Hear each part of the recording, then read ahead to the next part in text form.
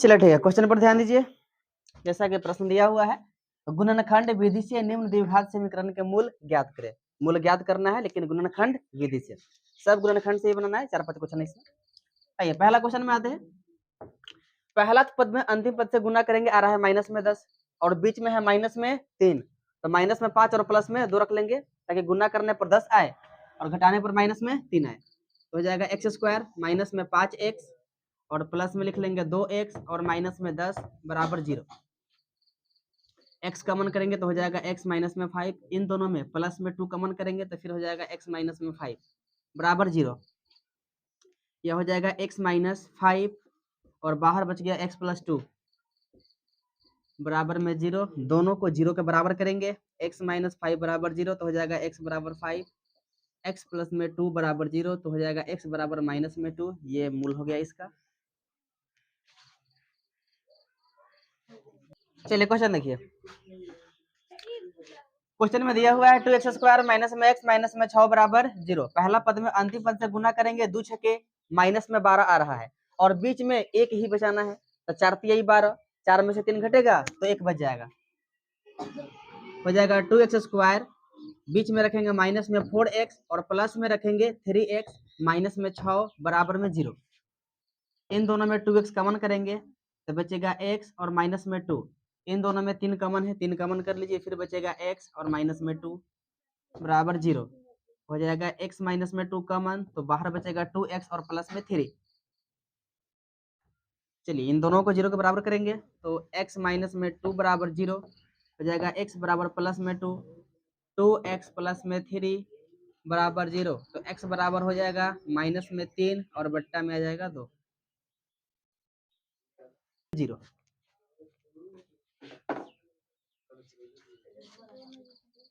चलिए आइए क्वेश्चन देखते हैं। जैसा कि दिया हुआ है रूट में 2 और गुने इधर दिया हुआ है 5 रूट 2। अगर दोनों में हम गुना करेंगे, रूट 2 में रूट 2 से तो 2 और 2 में 5 से करेंगे तो ये हो जाएगा 10। गुना करने पर आना चाहिए 10 और बीच में बचाना है 7, तो 5 और 2 रखेंगे जो कि प्लस में ही आ रहा है गुना करने पर, और 5 और 2 जोड़ेंगे तो हो जाएगा 7। तो हो जाएगा रूट 2 एक्स स्क्वायर, प्लस में लिखेंगे 5x और प्लस में 2x और प्लस में 5 रूट 2 बराबर 0। पहला दोनों में केवल x कॉमन है, x कॉमन करेंगे तो रूट 2x बचेगा और प्लस में 5 बच जाएगा।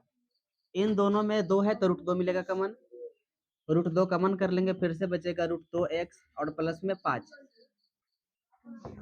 ब्रैकेट वाला एक साथ लेंगे, रूट 2x और प्लस में 5 और बिना ब्रैकेट वाला यानी कि ब्रैकेट के बाहर x और प्लस में रूट 2 बच गया, तो x प्लस रूट 2 बराबर 0।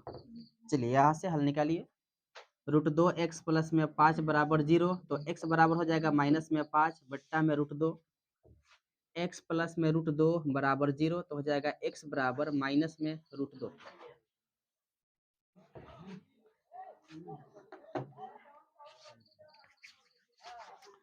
चलिए क्वेश्चन देखिए 4 नंबर। इसको सीधा अभिगुणनखंड करेंगे तो करना मुश्किल है, इसलिए सबसे पहले एलसीएम लेकर काम कर लेंगे इसका। चलिए तो एलसीएम लीजिए। एलसीएम हो जाएगा 8, 8 से गुना होगा 2 में, 8 दूना 16 एक्स स्क्वायर, 8 में x से होगा माइनस में हो जाएगा 8x, 8 एकम 8 तो 1 का 1 ही रहेगा ऊपर बराबर में 0। ये 8 से 0 में गुना होगा तो 0 हो गया, तो केवल ऊपर वाला बचेगा यानी 16 एक्स स्क्वायर माइनस में 8x और प्लस में 1 बराबर 0। बस इतना ही बचने वाला है। अब 16 में 1 से गुना करने पर 16 आ रहा है और जोड़ने पर 8, 4 4 रखेंगे, 4 चौके 16, 4 4 जोड़ने पर 8 हो जाएगा। तो रखेंगे यहाँ पर 16 एक्स स्क्वायर और माइनस में 4x और फिर से रखेंगे माइनस में 4x और प्लस में 1 बराबर 0। इसको आप a माइनस बी का होल स्क्वायर पर भी तोड़ सकते हैं। चलिए इन दोनों में 4x कॉमन कीजिए तो बचेगा फिर से 4x और माइनस में 1। इन दोनों में माइनस 1 केवल कॉमन कर लेंगे तो 4x प्लस में हो जाएगा और 1 माइनस में बराबर में 0। ब्रैकेट वाला एक साथ लेंगे 4x माइनस 1, ब्रैकेट के बाहर भी 4x माइनस 1 ही है, यानी कि दोनों मूल बराबर है। 4x माइनस 1 बराबर 0, तो हो जाएगा x बराबर 1/4।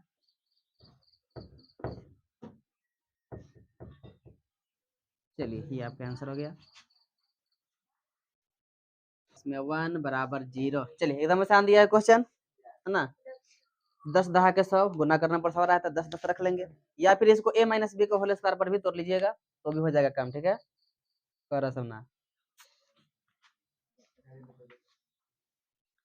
चलिए तो 100x² हो जाएगा माइनस, इसको लिखेंगे 10x और फिर माइनस में 10x प्लस में 1 बराबर 0। इन दोनों में 10x कॉमन है तो यहाँ बचेगा 10x और माइनस यहाँ बच जाएगा 1। इन दोनों में केवल माइनस में 1 कॉमन करेंगे तो फिर से बचेगा 10x और माइनस में 1। ब्रैकेट वाला एक साथ लीजिए, 10x माइनस 1, ब्रैकेट के बाहर बचेगा 10x माइनस 1। चलिए यानी कि दोनों मूल बराबर है। 10x माइनस 1 बराबर 0 तो हो जाएगा x बराबर 1/10। दूसरा वाला भी यही आएगा, x बराबर 1/10। तो चलिए तो क्वेश्चन के अनुसार पहली संख्या को मानेंगे x, माना कि पहली संख्या बराबर x और दूसरी संख्या बराबर, लगातार संख्या है तो हो जाएगा x और प्लस में 1। चलिए प्रश्न से आएंगे। प्रश्न कह रहा है कि इन दोनों के वर्गों का योगफल होना चाहिए 365। दोनों का वर्ग कीजिए, पहला का वर्ग x² हो जाएगा, दूसरा वाला का x प्लस 1 का होल स्क्वायर बराबर में 365।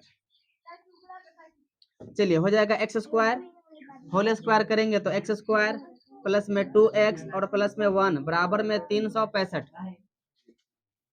जोड़ने पर हो जाएगा 2x² प्लस में 2x प्लस में 1, 365 साइड चेंज करेंगे तो माइनस में हो जाएगा 365 बराबर में 0। हो जाएगा 2x² प्लस में 2x, एक घटाएंगे तो माइनस में 364 बराबर में 0। इन सब में 2 कॉमन है, 2 कॉमन करेंगे तो x² प्लस में x और माइनस में इसका आधा कर लेंगे तो 1 8 2 182 हो जाएगा बराबर में 0। हो गया x² प्लस में x और माइनस में 182 बराबर 0। इसके पहले वाला क्वेश्चन में ये बनाया गया था 13 और 14 का गुना करने पर 182 आएगा, तो प्लस में 14 रखेंगे और माइनस में 13 हो जाएगा x² प्लस में 14x माइनस में 13x माइनस में 182 बराबर 0। इन दोनों में x कॉमन कीजिए, x कॉमन होगा तो x प्लस में 14 बच जाएगा। इन दोनों में माइनस 13 कॉमन है, फिर बचेगा x और प्लस में 14 बराबर 0। चलिए इसके आगे आएंगे, ब्रैकेट वाला एक साथ लेंगे x प्लस में 14 और बिना ब्रैकेट वाला एक साथ लीजिए x माइनस में 13 बराबर में 0। x प्लस 14 बराबर 0 तो हो जाएगा x बराबर माइनस में 14, x माइनस में 13 बराबर 0, तो x बराबर हो जाएगा प्लस में 13। तो प्रश्न क्या कर रहा था, पूर्णांक ज्ञात कीजिए ना। पूर्णांक 13 और 14 है, धनात्मक आ रहा है। चलिए तो हो जाएगा था संख्याएं 13 और कोमा 14 है।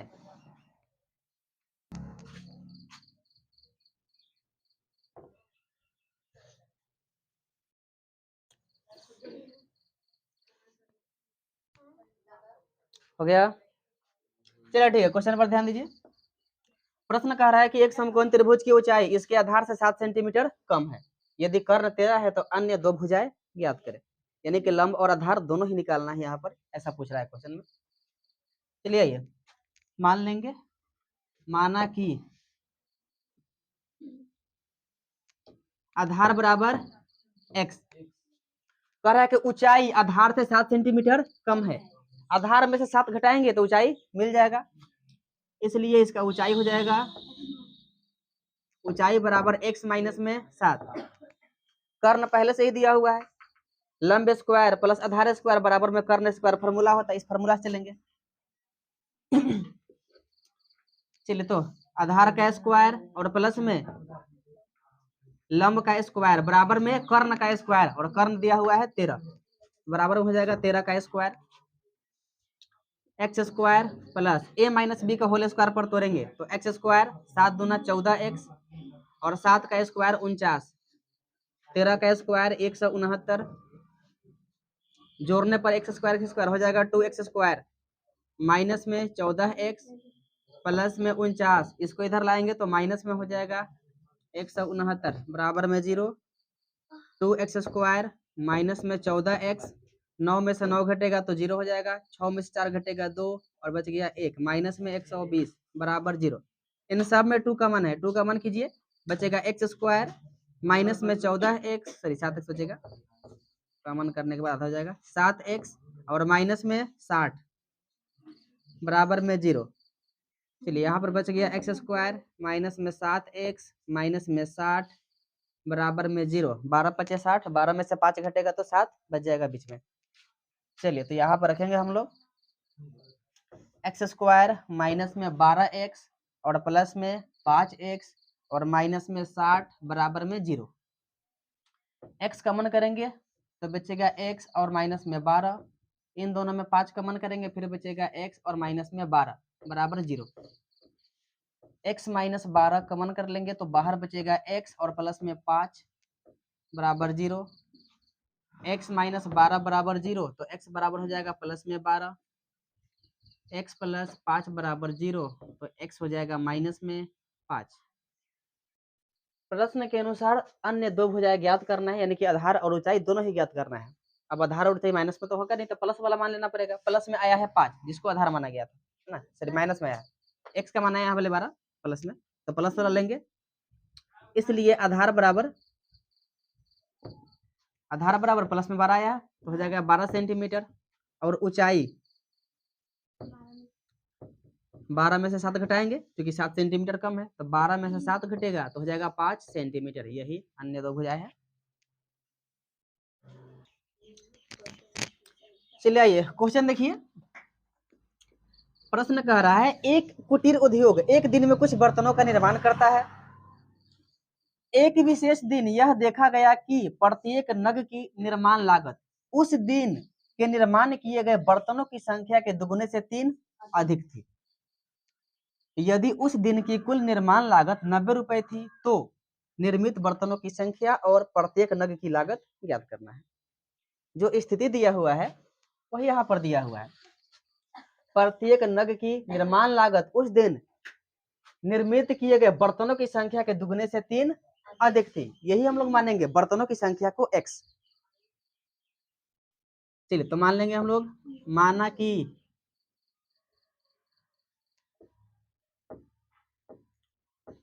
बर्तनों की संख्या बराबर x। अब इस स्थिति के अनुसार प्रश्न कह रहा है कि प्रत्येक नग की लागत निर्माण लागत उस दिन के निर्माण किए गए बर्तनों की संख्या के दुगुने से 3 अधिक। बस इतना पर ध्यान देंगे, प्रत्येक नग की जो निर्माण लागत है वह बर्तनों की संख्या के दुगुने से 3 अधिक है। तब प्रत्येक नग की लागत निकालिए। प्रत्येक नग की लागत प्रश्न के अनुसार बर्तनों की संख्या के दुगुने से 3 अधिक। बर्तन की संख्या x, इसका दुगुना हुआ 2x और दुगुने से 3 अधिक 3 और जोड़ेंगे, यह प्रत्येक नग की लागत हुआ जो कि रुपए में दिया है। प्रश्न के अनुसार उस दिन का जो कुल निर्माण लागत है वह 90 रुपए है। अब बर्तनों की कुल संख्या में प्रत्येक नग की लागत से गुना करेंगे, एक बर्तन में एक नग होगा ना, तो बर्तन की कुल संख्या पता है और प्रत्येक नग की लागत पता है, दोनों में गुना करेंगे तो कुल लागत 90 रुपए निकल जाएगा, यानी कि दोनों में गुना करने से 90 रुपए के बराबर होगा। तो आइए प्रश्न से, बर्तनों की संख्या x है और प्रत्येक नग की लागत है 2x और प्लस में थी, गुना करेंगे तो उस दिन जितना भी बर्तन बना था प्रत्येक बर्तन में कितना नग लगा सबका लागत एक साथ निकल जाएगा, और यह दिया है 90 रुपए, तो बराबर में लिखेंगे 90। चलिए यहाँ से गुना करेंगे x में 2x से तो हो जाएगा 2x स्क्वायर, x में 3 से करेंगे तो 3x, 90 को इधर लाइए माइनस में हो जाएगा 90 बराबर में 0। 90 में 2 से गुना करेंगे 180, गुना करने पर 180 आना चाहिए और बीच में बचना चाहिए 3। चलिए तो रखेंगे यहाँ पर 2x स्क्वायर और प्लस में रखेंगे 15x और माइनस में 12x और माइनस में 90 बराबर 0। चलिए इन दोनों में x कॉमन है, केवल x कॉमन करेंगे तो 2x और प्लस में 15 दोनों में माइनस कॉमन है, 90 और 12 6 के पहरा में है, तो 6 कॉमन कर लीजिए, 6 कॉमन करेंगे तो फिर से बचेगा 2x और प्लस में 15 6 के 90। चलो तो हो जाएगा 2x प्लस में 15 इंटू एक्स माइनस 6 बराबर 0। चलिए इसके आगे आएंगे, हो जाएगा 2x प्लस में 15 बराबर 0, तो x बराबर हो जाएगा माइनस में 15/2, x माइनस में 6 बराबर 0, तो x बराबर हो जाएगा प्लस में 6। यहाँ x माना गया था बर्तनों की संख्या को, और बर्तन का संख्या कभी माइनस में तो होगा नहीं और ना ही कभी बट्टा में होगा, संख्या तो 1 2 3 4 प्राकृत होगा, इसलिए सही आंसर हमारा हुआ 6, यानी कि बर्तन की संख्या है 6। इस बात को लिखेंगे, अतः बर्तनों की संख्या बराबर 6, और प्रत्येक नग की लागत यहां से निकालेंगे x का मान रखकर, प्रत्येक नग की लागत बराबर दिया है 2x प्लस 3, तो 2 गुने x का मान रखेंगे 6 और प्लस में 3, हो जाएगा 6 दूना 12 और प्लस में 3 15, यानी कि 15 रुपए प्रत्येक नग की लागत है।